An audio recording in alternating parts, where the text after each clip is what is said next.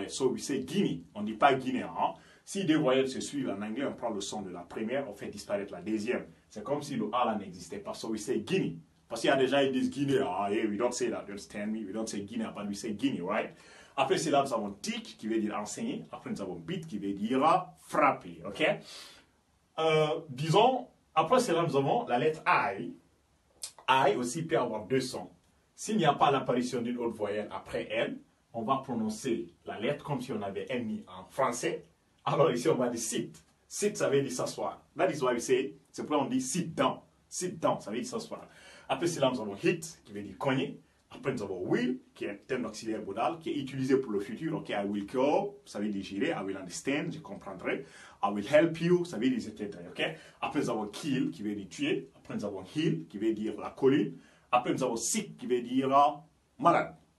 Well, I'm sick today, right? Ok, mais si on a l'apparition d'une autre voyelle après la première, on prend automatiquement son son en anglais. Et, disons, le son de ça en anglais, c'est I. Alors, ici, ça va devenir quoi? Site.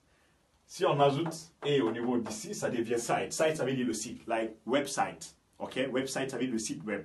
Hein? On ne dit pas website, but we say website, you understand me? Après cela, nous avons like, qui veut dire aimer. Après, nous avons bike, qui veut dire, disons, le vélo. Après, nous avons mic, qui veut dire le micro. You understand me? I have a mic.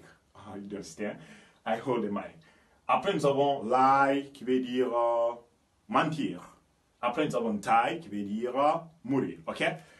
Mais, il y a une petite exception ici. Si vous avez le G-H-T après le I, on prononce le I comme I, comme en anglais. Ok? Bien que c'est les consonnes seulement qui sont là. G est une consonne, H est une consonne, et T est une consonne. C'est une exception. Sinon, on a dit, c'est quand le I est suivi d'une autre voyelle qu'on prononce comme I. Donc, il prend son son, au fait. Ok? Mais là, le G-H-T pousse le I à être prononcé comme I. Alors, we say night, qui veut dire la nuit. Light, qui veut dire la lumière. Oh, we don't have light, you understand me? Fight, qui veut dire se battre ou bien lutter. Might, c'est un auxiliaire modal aussi, ok? Voilà. Une possibilité réduite, ok? Après, nous avons 8, qui veut dire 8. 1, 2, 3, 4, 5, 6, 7, 8. Ok? Alors, si vous avez compris ce que je viens d'expliquer ici, mettez en tête que si vous avez que la voyelle seulement dedans, c'est comme si vous aviez un mot en français, mais dès que vous avez l'apparition d'une autre voyelle après la première voyelle, la voyelle prend automatiquement son son en anglais. You understand me? Donc, il faut revoir ma leçon à propos des lettres alphabétiques, A, B, C, D, and so on, pour que vous soyez bien localisés.